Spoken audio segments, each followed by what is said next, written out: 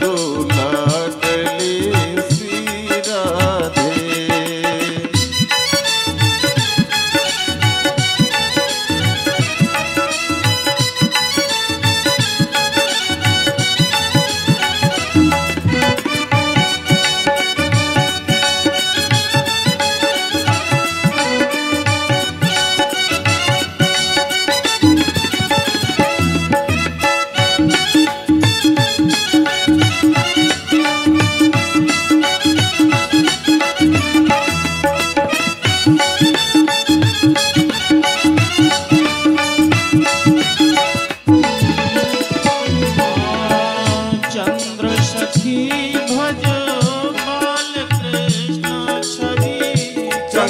सखी भज बाल कृष्ण छवि, बाल कृष्ण छवि, बाल कृष्ण छवि, बाल कृष्ण छवि, बाल कृष्ण छवि।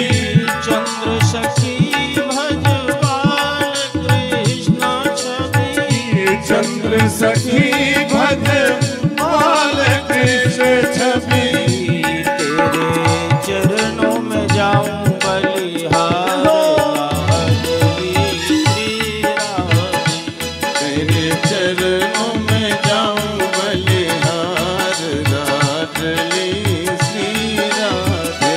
एक नजर कृपा की कर दो लाडली श्री राधे, एक नजर कृपा की कर दो लाडली श्री राधे। लाडली श्री राधे, लाडली श्री राधे, लाडली श्री राधे, लाडली श्री राधे। काशी की झोली भर दो लाडली श्री राधे, काशी की झोली भर दो लाडली श्री राधे। नजर कृपा की कर दो लाडली श्री राधे, एक नजर कृपा की कर दो लाडली श्री राधे। लाडली श्री राधे, लाडली श्री राधे। श्री राधा गोविंद भगवान की। जय हो। तो इच्छा मृत्यु के वरदानी हैं भीष्म पितामह जी, और उत्तरायण सूर्य हो जाएं इस बात की प्रतीक्षा है। 6 माह सूर्य उत्तरायण और 6 माह दक्षिणायन रहते हैं। तो उत्तरायण को देवताओं का दिन माना जाता है, और दक्षिणायन जो सूर्य होते हैं उनको रात्रि समझी जाती है देवताओं की। तो ऐसी मान्यता है कि उत्तरायण में जब कोई व्यक्ति इस देह त्याग करता है तो जब स्वर्ग पहुंचता है तो वहाँ उसको स्वर्ग में दरवाजे खुले भय रहते हैं, और दक्षिणायन में देह त्याग करने वाले को प्रतीक्षा करनी पड़ती है। भाई किसी के घर जाएं तो जब तक वो उठे ना सुबह तो दरवाजा कैसे खोले। तो देवताओं का 6-6 महीने का दिन रात रहता है। तो सूर्य उत्तरायण हो जाए इस बात की प्रतीक्षा और देह को धारण करके भीष्म पितामह जी ने रख रखा है। दूसरा, भगवान भी उत्तरायण है। उत्तरा जी के गर्भ में जाकर के भक्त परीक्षित की रक्षा करी है भगवान ने, इसलिए भगवान भी उत्तरायण भय। तो भगवान उत्तरायण की प्रतीक्षा, दोनों ही बातें हैं। भगवान ने विचार किया कि हमने निवास तो किया पांडवों के यहाँ, इसलिए भक्त की प्रतीक्षा को पूर्ण कर दें और उसका कल्याण कर दें। भगवान ने देखा कि जो धर्मराज युधिष्ठिर हैं, जब भी इनको एकांत प्राप्त होता है, लोगों की नजर बचा करके कोने में जाकर के बड़ा दुखी होते हैं, रोते हैं। ऐसा क्यों है? ऐसा इसलिए कि धर्मराज युधिष्ठिर सारे महाभारत युद्ध का अपराधी अपने आप को मानते हैं। युधिष्ठिर जी को ऐसा लगता है कि हमारे राज सत्ता की लोभ की वजह से इतना बड़ा युद्ध भया, हमने अपने भाइयों को मार दिया और न जाने कितने लोगों की हत्या करने के पश्चात उनकी लाशों के ऊपर ये हमारा सिंहासन है। बड़ा दुखी हैं। धर्मराज युधिष्ठिर प्रकट नहीं करते समाज में, लेकिन जब भी एकांत मिलता है रोने बैठ जाते हैं। भगवान श्री ने देखा, युधिष्ठिर जी को जाकर के भगवान ने समझाया कि आपने अपने धर्म का निर्वाहन किया, आपने सगे संबंधियों को नहीं, आपने अधर्मियों का समन किया, लेकिन तब भी भगवान के प्रति श्रद्धा उतनी ज्यादा नहीं है। भगवान आयु में छोटे हैं और धर्मराज युधिष्ठिर आयु में बड़े हैं, तो छोटे भाई का एक वात्सल्य है युधिष्ठिर जी के मन में भगवान के प्रति, इसलिए इतना सुंदर उपदेश भगवान देते हैं वो समझ आता नहीं, वात्सल्य की वजह से इतनी गंभीरता से लेते हैं। भगवान ने विचार किया कि ये वात्सल्य की वजह से हमारी बात मानेंगे नहीं, इसलिए कल्याण तो करना ही है भीष्म पितामह जी का, साथ में इन लोगों का भी कल्याण करा देंगे। तो भगवान श्री ने सारे पांडवों को इकट्ठा किया और इकट्ठा करके कहते हैं कि चलो सूर्य उत्तरायण होने वाले हैं और भीष्म पितामह जी सूर्य उत्तरायण होते ही देह त्याग कर देंगे। तो अंतिम दर्शन उनका करके आते हैं। तो सारे पांडव भगवान के साथ इकट्ठे होकर के भीष्म पितामह जी का दर्शन करने के लिए जाते हैं। भगवान ने विचार किया कि इसी बहाने पांडवों को उपदेश करा करके इनका जो मोह है, शोक है युद्ध का, उसको दूर कर दे। भगवान लेकर के गए पांडवों को, पांडवों ने प्रणाम किया, भगवान पीछे थे। युधिष्ठिर जी ने पांडवों को मन से आशीर्वाद दिया और मुस्कुरा करके पांडवों से कहते कि देखो हमको पता है तुम खुद से चल करके यहाँ नहीं आए हो, तुमको लाने वाला कोई और है, प्रेरित करने वाला कोई और है। कहाँ है वो जो तुमको लेकर के आया है? भगवान सारे पांडवों के पीछे से आगे आए और आगे आकर के प्रणाम किया है भीष्म पितामह जी को। भगवान की दिव्य छटा है, भीष्म पितामह जी ने दर्शन किया और जितने भी बाण का इनको कष्ट था, वेदना थी, वो सब दूर हो गई भगवान के दर्शनों के साथ। भगवान ने सारी व्यथा कथा बता दी। ये जो पांडव हैं अपने आप को महाभारत युद्ध का दोषी मानते हैं। युधिष्ठिर जी को जब भी एकांत मिलता है ये रोने लग जाते हैं। हमने बहुत प्रयास किया ये समझ जाएं, लेकिन हमारी बात को मानते नहीं, इसलिए कृपा करके आप इनको उपदेश करिए, इनको ज्ञान दीजिए, इनको समझाइए। तो धर्मराज युधिष्ठिर ने कहा कि देखिए महाराज, हम आपकी आज्ञा का पालन निश्चित करेंगे। आप कह रहे हैं हम इनको उपदेश करेंगे, लेकिन उसके पहले हमारी भी एक प्रार्थना है। भाई निःशुल्क ज्ञान किसी को प्राप्त हो तो उस ज्ञान का आदर नहीं करता वो, है ना। ऐसी सलाह कोई दे तो वो युधिष्ठिर जी की ओर देख करके कहते हैं कि महाराज हम इनको समझा तो देंगे, लेकिन ऐसे नहीं, इसके बदले हमें भी आपसे कुछ चाहिए, हमें भी आपसे कुछ चाहिए। भगवान ने विचार किया कि ये बाणों की सैया में मृत्यु की ओर बढ़ रहे हैं, अब इनको ऐसी अवस्था में भला क्या चाहिए। भगवान ने कहा कि ठीक है, जो भी आपकी इच्छा हो हमसे कहिए, आप इनको ज्ञानोपदेश करिए।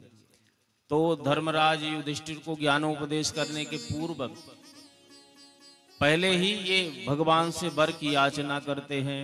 सदैव देवो भगवान प्रतीक्षता कलेवरं यावदिदं हिनोम्यहं प्रसन्नः सारुणलोचनो लसन् मुखाम्बुजो ध्यानपतश्चतुर्भुजा।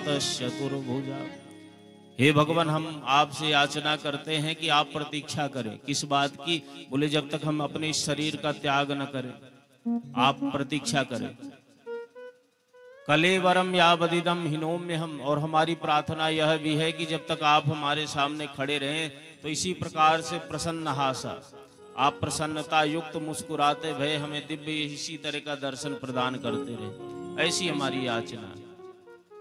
अच्छा, व्यवहारिक एक व्यवस्था है कि आदमी जब किसी से मिलता है तो मुस्कुरा करके मिलता, हंस कर। अच्छा, कोई व्यक्ति कह देवे कि भाई आपकी मुस्कुरान बहुत बढ़िया है, तब मुस्कुराते रहो जब तक हमारे सामने खड़े रहो। तो प्रारंभिक भेंट में तो ठीक है मुस्कुराना, लेकिन हम मुस्कुराते रहो ऐसा तो संभव नहीं। लेकिन भीष्म पितामह जी कहते हैं कि प्रसन्न हासा, हे भगवान, जब तक आप हमारे सामने खड़े रहें, हम शरीर का त्याग न कर दे, तब तक इसी प्रकार से मुस्कुराते आप हंसते हुए खड़े रहेंगे। भगवान ने कहा कि ठीक है, प्रयास करेंगे भाई, इसी तरह हम मुस्कुराते हंसते आपके सामने खड़े रहें, कृपा करो, इनको समझाओ। तब भीष्म पितामह जी पांडवों को लक्ष्य करके, युधिष्ठिर को आगे करके विविध प्रकार का ज्ञानोपदेश करते हैं। पुरुष स्वभाव विहितान यथा वर्णम यथा श्रमम वैराग्य रागोपधिभ्या मम नातो भय लक्षणम। चारों प्रकार के जो आश्रम है उसका निरूपण करके बताया। पुरुष का स्वभाव, वैराग्य, राग, आसक्ति, उससे निवृत्ति, सारा कुछ वर्णन करके बता रहे हैं। दान धर्मान राज धर्मान मोक्ष धर्मान विभाग सा। राज चलाने का धर्म, दान का धर्म, मोक्ष का धर्म, भगवान के प्रति जो धर्म है, स्त्री का धर्म, स्त्री को क्या करना है, और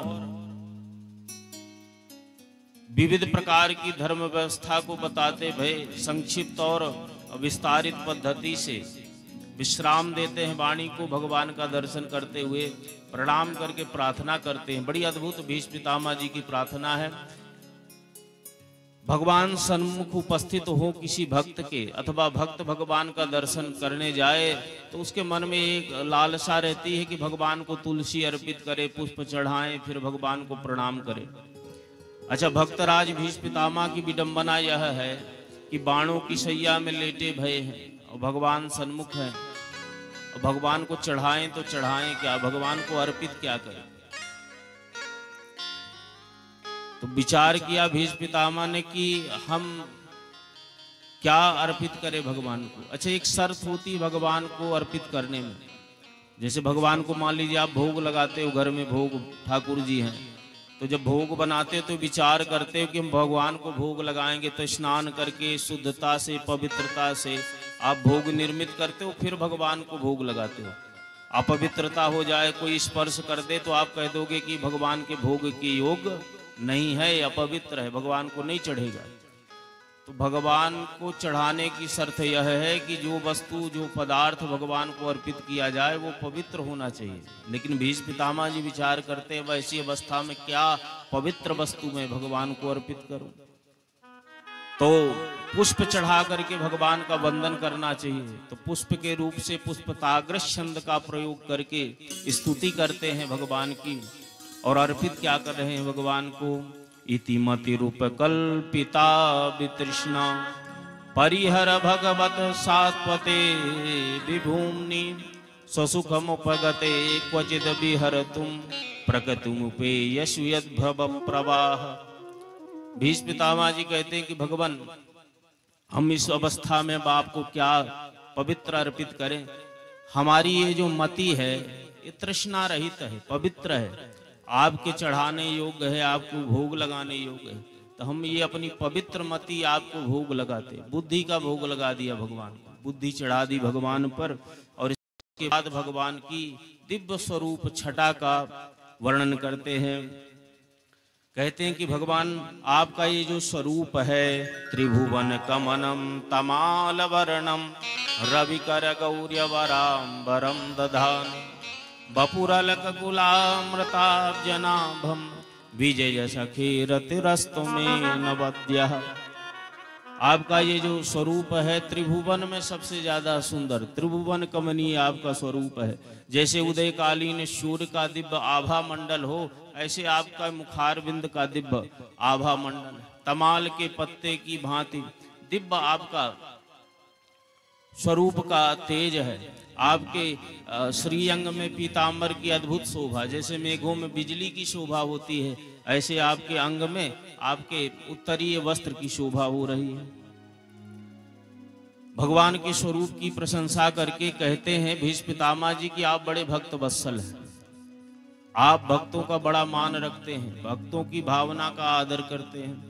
मुझे अच्छी तरह से वो महाभारत युद्ध स्मरण में है भगवान, किस प्रकार से आपने हम पर कृपा की। स्वनिगममपहाय मत प्रतिज्ञा मृतमधिकर्तम अवप्लुतो रथस्थ घृतरथ चरणाम्भया चलद गुरु हरिर्वहन्तु मिमां गतोत्तरीया।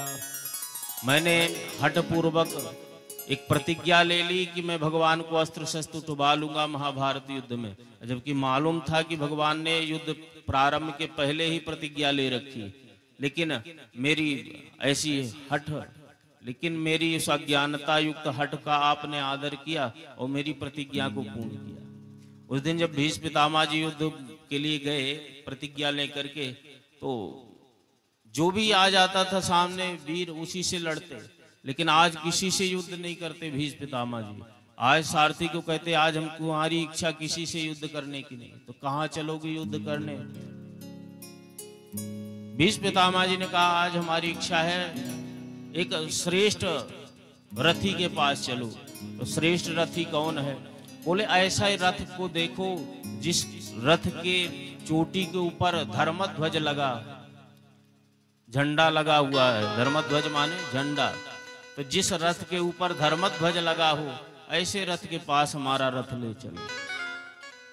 धर्मध्वज में कौन है? बोले उसमें अर्जुन बैठा हुआ है। और विशेष बात यह है कि उस रथ को भगवान चला रहे हैं। देखिए गीता में शरीर को रथ कहा है। हमारा शरीर एक रथ है। शरीर रथ है, इंद्रियां घोड़े हैं, मन जो है लगाम है और बुद्धि इसकी सारथी है। बुद्धि के हाथ में नियंत्रण है मन रूपी लगाम की। लेकिन ये जो रथ है विशिष्ट रथ है, इसलिए भीष्म पितामह इस रथ के पास जा रहे हैं। ये जो अर्जुन का जीवन रूपी रथ है, इस रथ की लगाम बुद्धि ने नहीं पकड़ी, इस रथ की लगाम को भगवान ने पकड़ रखा है। और दूसरा क्या विशेष बात है? बोले इस रथ में ऊपर धर्मध्वज है, यानी धर्मध्वज की छत्र छाया में यह रथ चल रहा है। धर्मध्वज का अर्थ तो हम आप सभी जानते हैं। वो जो झंडा गाड़ा जाता है अपने यहाँ यज्ञों में, वो हनुमान जी का प्रतीक है। ध्वज के रूप से हनुमान जी को विराजित करते हैं। तो हनुमान जी भक्त हैं, श्रेष्ठ भागवत हैं। तो जिसके जीवन का रथ एक भक्त के श्रेष्ठ राम भक्त की छत्र छाया में हो, जिसने बुद्धि की जगह भगवान को अपने ये जीवन रूपी रथ की लगाम दे रखी हो, ऐसा रथ बड़ा विशेष है। वहां पर हमारा रथ आज लेकर के चलो। क्या करोगे भगवान के पास जा करके? तो बोले क्या करते? पूजा करते हैं भगवान की। तो हम भी आज चल करके भगवान की पूजा करेंगे। सारथी मुस्कुराया, वो कहा बाबा अवस्था बीत गई लगता है आपकी, इस वजह से कुछ भी कहे जा रहे हो। अरे पूजा के लिए वस्तु पदार्थ तो लाते घर से कुछ भी, घंटी घड़ियाल तुलसी फूल भोग के लिए कुछ, तब न पूजा पाठ होगी। ऐसे कैसे पूजा हो जाएगी? तो भीष्म पितामह जी कहते हैं कि देखो हम वीर हैं, हम क्षत्रिय हैं। तो हम क्षत्रिय हैं इसलिए आज हम धनुष बाणों से ही भगवान श्री की पूजा करेंगे। और ले चलो सारथी हमारे रथ को। सारथी ले चला भगवान के रथ के पास। कैसे पूजा करोगे? तो मार्ग में बता रहे हैं। बिसिख माल पहिनाय नाथ कहूँ, रन रज बसन उड़ाऊं, आज मैं हरि पूजन यश ठाऊं। हजारों बाण चला करके भगवान का अभिनंदन करूंगा। हजारों बाण जब एक साथ छोड़ूंगा, जितने भी हाथी घोड़ा और रथी हैं वो सबके बाण बिध जाएंगे, घबरा करके कुछ भागेंगे, शरीर से रक्त की धारा निकलेगी। तो जो रक्त की धारा निकलेगी वो भगवान के श्री अंग में पड़ेगी, भगवान का अभिषेक होगा। हाथी घोड़ा भागेंगे, उनके भागने से धूल उड़ेगी और रक्त रंजित भगवान के देह में पड़ जाएगी। तो केसरिया रंग की पोशाक पहनेंगे। कुछ बाण भगवान के हृदय में बिध जाएंगे। तो बाण का आगे का भाग तो भगवान के हृदय में बिधेगा, पीछे पक्षियों के पंख लगे हुए रहते हैं। तो जो पीछे पक्षियों के बाण के पंख लगे रहते हैं ना, वो बनमाला से भी ज्यादा सुंदर शोभा बनाएंगे भगवान की। आत्मा का दीपक प्रज्वलित करके भगवान की आरती करूंगा और प्राणों का नैवेद्य भगवान को अर्पित करूंगा। अद्भुत पूजन कर रहे हैं भीष्म पितामह जी भगवान श्री का। अच्छा, पूजा के बाद प्रसाद प्राप्त होता है ना। पूजा कोई करे तो पूजा में भोग लगे तो फिर प्रसाद मिलता है। पूजा काहे से भाई? बाणों से भाई। तो हम आप भी जब भगवान की पूजा करते हैं तो जो भोग लगाते हैं वही प्रसाद पाते हैं, उसी उसका प्रसाद हमको मिलता है। और भीष्म पितामह ने जो पूजा करी है वो भगवान की बाणों से करी, वो प्रसाद के रूप से इनको बाण प्राप्त हुए। भीष्म पितामह जी इतने श्रेष्ठ वीर थे कि ये अपनी इच्छा से बाणों को स्वीकारते हैं शरीर में। ये न चाहते तो एक भी बाण इनके शरीर में नहीं चुभते, लेकिन भगवान का प्रसाद है इसलिए इन्होंने स्वीकारा है बाणों को। और भगवान अपने हाथ से नहीं प्रसाद बांटते, कोई भक्त भगवान का प्रसाद देता है। तो जब भगवान की पूजा बाणों से करी तो भक्त रहे अर्जुन, अर्जुन ने प्रसाद स्वरूप बाण भीष्म पितामह जी को प्रदान किए और सबको प्रसाद मान करके भीष्म पितामह जी ने अंगीकार किया। 7 करोड़ बाण लगे भीष्म पितामह जी, तो अपनी इच्छा से इन्होंने बाणों को स्वीकारा है। क्योंकि भगवान का प्रसाद जो भी मिले उसको प्रेम से पाना चाहिए, है ना। और प्रसाद तो वही मिलता है जो हम चढ़ाते हैं भगवान को। हमारे बड़े स्वामी जी स्वामी श्री रामदेशिकाचार्य जी महाराज, आप लोग जो आश्रम के पुराने शिष्य हैं वो जानते होंगे, बड़े स्वामी जी को करियाझर वाले, वो अमरपाटन विराजे जब यहाँ नरसिंह मंदिर में, पहले अभाव था तो साग बनी, यही सीजन रहा होगा बथुआ की साग बनी।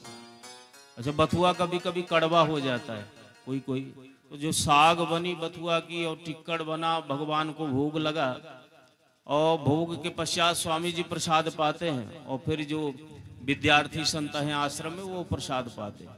तो भोग लग गया, स्वामी जी प्रसाद पा लिए। अब जब विद्यार्थी संत प्रसाद पाने बैठे तो संतों ने देखा कि जो साग बनी है बहुत कड़वी है, वो तो मुख में नहीं रखी जा रही। सबने त्याग दिया, टिक्कड़ वगैरह पा लिए। स्वामी जी के जब दर्शन हुए तो कहा संतों ने, स्वामी जी वो साग आज बनी और कितनी कड़वी रही, आपने तब भी सब पा लिया, कैसे पा लिया? स्वामी जी ने कहा कि ये बताओ कि जो भगवान ने पा लिया, भोग लग गया भगवान को, भगवान ने जब पा लिया तो हम अलग से बने, हमने भी उसी प्रसाद को पाया क्योंकि हमने भगवान को भोग लगाया। प्रसाद वही मिलता है जो भगवान को भोग लगता है। मीराबाई ने जहर पी लिया था, काहे के नाम से? चरणामृत के नाम से। मीरा को पता था जहर है, लेकिन भगवान का चरणामृत है इस रूप से दिया गया, उन्होंने स्वीकार कर लिया। तो हम कड़वी बथुआ की साग नहीं पा सकते, ऐसा कह करके स्वामी जी ने उस संतों को कहा और संतों को बोध हुआ। तो भगवान को जो भोग लगे वही प्रसाद में प्राप्त होता है। तो भीष्म पितामह ने प्रसाद मान करके इतने बाणों को स्वीकारा। अंतिम समय में भगवान श्री का दर्शन इनको प्राप्त हो रहा है। अद्भुत भगवान की स्तुति करी। सूर्योत्तरायण हो गए, तत्र दुन्दुभयो नेदुर देवमानववादिता ससंसु साधवो राज्ञां खपेतु पुष्पवृष्टया। आकाश में दुंदुभियां बजने लगी, देवता सुमन वृष्टि कर रहे हैं, अप्सराएं नृत्य कर रही हैं, गंधर्व गान कर रहे हैं, अद्भुत महाप्रयाण कर रहे हैं भीष्म पितामह जी। परम सौभाग्य, भीष्म पितामह जी का सन्मुख भगवान खड़े हैं मुस्कुराते भये और उन भगवान श्री की अद्भुत छटा को हृदयंगम कर दृष्टि से निहारते भये और भगवत धाम को जा रहे हैं। तुष्टोपुर मुनयो हृष्टा कृष्णम तद गुह्य नाम भी ततस्ते कृष्ण हृदया स्वास्मान प्रायुः पुमान्। दिव्य प्राण ज्योति इनकी निकली और भगवत परिक्रमा करके भगवत धाम को जाती है। देवता ऋषिजन सब इस कृत्य को देख करके भगवान की जयकारी लगा के अपने अपने आश्रमों को जाते हैं। बोले श्री वृंदावन बिहारी लाल की जय हो। अद्भुत महाप्रयाण भया। सबने इस महाप्रयाण की बड़ी भूरी भूरी प्रशंसा करी। देखिए, प्रत्येक साधक जो है, भक्त जो है, भगवत उपासक जो है, यही अपेक्षा करता है अपनी भक्ति के, अपनी साधना के फलस्वरूप की जब जीवन का अंतिम समय आवे तो भगवान नाम मुख से निश्रित हो, भगवान श्री की दिव्य छटा हृदय में चिंतन में आवे, ऐसी प्रत्येक भक्त की कामना होती है। लेकिन ये अत्यंत कठिन साधना और भगवत कृपा से प्राप्त होती है। आज भीष्म पितामह को प्राप्त भई। इतना तो करना स्वामी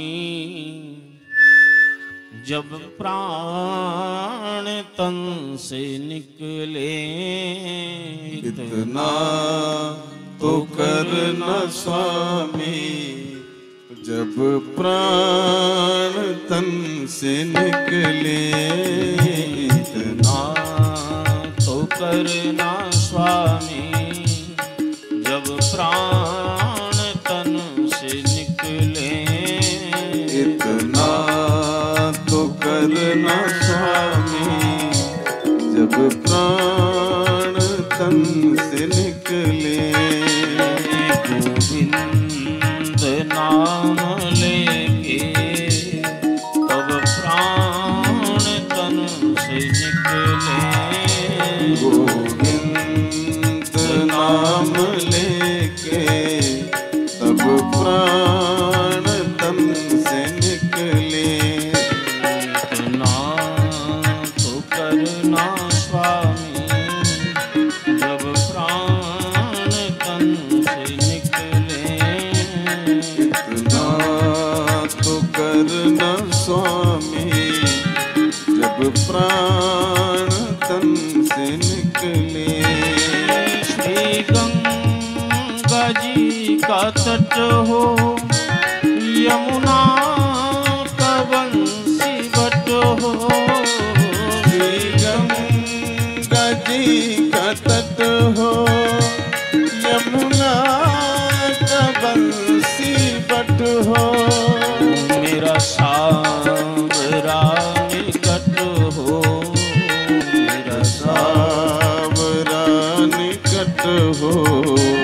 जब प्राण तन से निकले। इतना तो करना स्वामी, जब प्राण तन से निकले।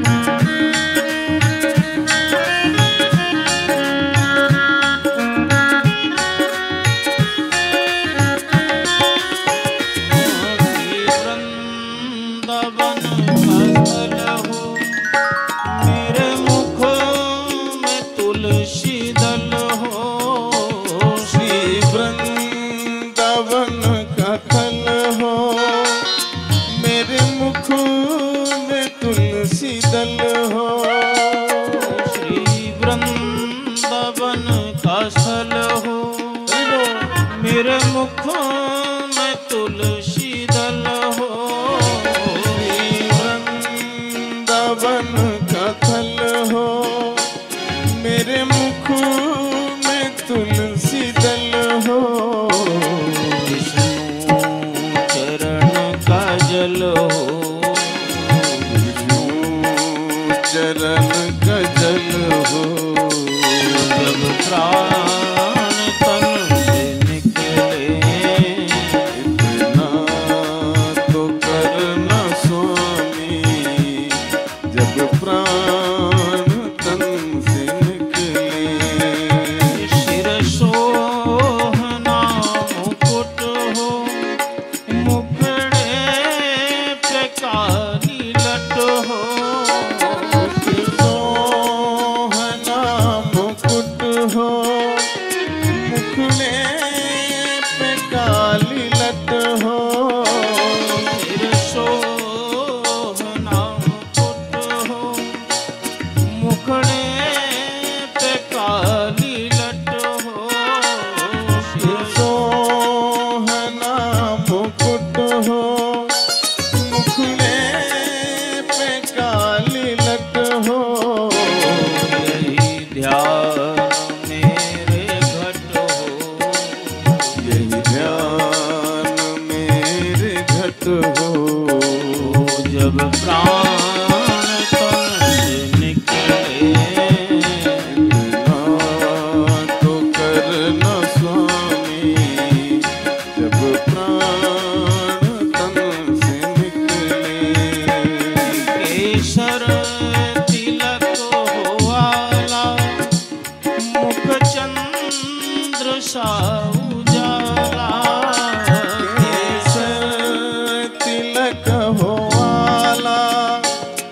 मुख चंद्र सा उजाला, केसर तिलक हुआला, मुख चंद्र सा उजाला, केसर तिलक हुआला, मुख चंद्र सा उजाला, डालूं गले में माला, डालूं गले में माला, सब प्राण तन से निकले, इतना तो करना स्वामी, जब प्राण तन से निकले।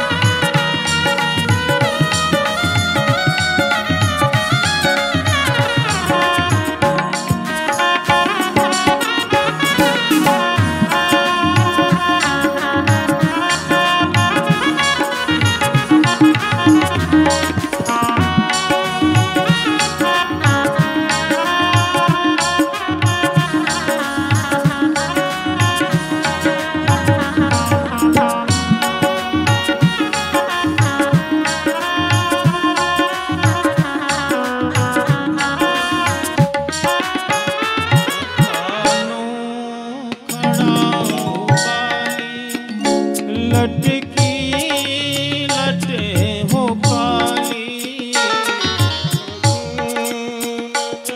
हो काली, लटकी लटे हो काली, कानों जड़ा काली, मुख की लटे हो काली, कानों जड़ा उबाली, लटके लटे हो काली, कानों जड़ा उबाली, मुख की लटे हो काली, देखूं छटा निराली, देखूं छटा निराली, जब प्राण तन से निकले, ना तो करना स्वामी,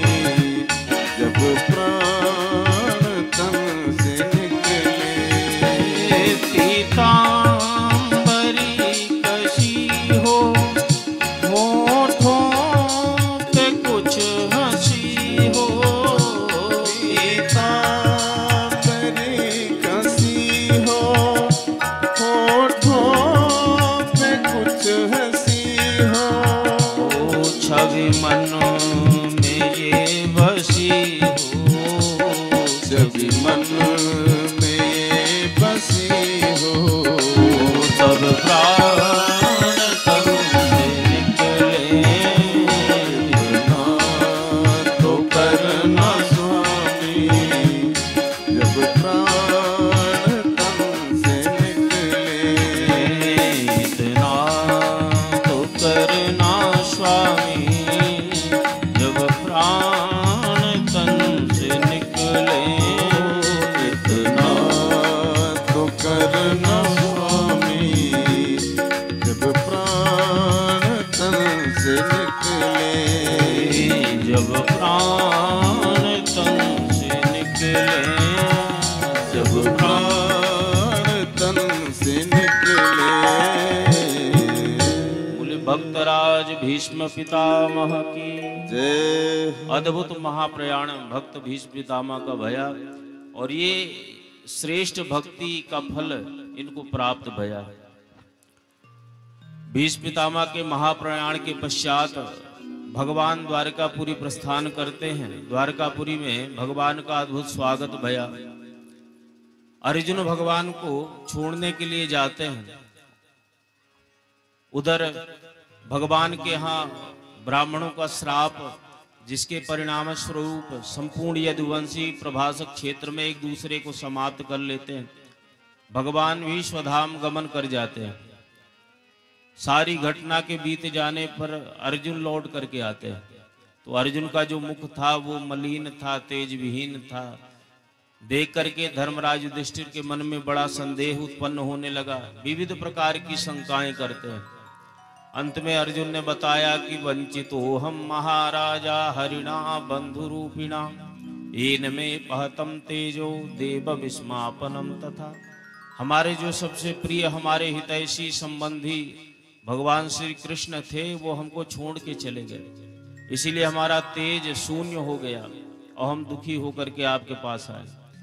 पांडव भगवान को बड़ा स्नेह करते हैं। भगवान के स्वधाम गमन की बात जब पांडवों को पता चली, पांडवों ने तत्क्षण राजपाट का त्याग कर दिया। बुआ जो कुंती हैं, भगवान के अद्भुत भक्त, इन्होंने तो बात सुनते ही अपने देह का त्याग किया, समाधि लगाई और शरीर का त्याग कर दिया। पांडवों ने परीक्षित जी महाराज को राजा बनाया, जिनकी भगवान ने गर्भ में रक्षा करी, और स्वर्गारोहण करते हैं। सर्वप्रथम द्रौपदी का शरीर गला और इसके बाद सब पांडवों का शरीर हिमालय में गल जाता है। केवल सशरीर धर्मराज युधिष्ठिर ही स्वर्ग जाते हैं। तो कहते जब जाते हैं तो साथ में एक कुत्ता था, श्वान। धर्मराज युधिष्ठिर उसको भी साथ में लेके जाते हैं। यद्यपि पार्षदों ने मना किया कि स्वर्ग का एक अपना विधान है। क्या? बोले स्वर्ग का विधान यह है कि स्वर्ग में कुत्ता नहीं जा सकता। सब जीव जा सकते पर कुत्ता नहीं जा सकता। न कुत्ता जाता है, न कुत्ता को पालने वाला स्वर्ग जा पाता है ना। कुत्ता एक ऐसा है कि जो स्वर्ग का अवरोधक है।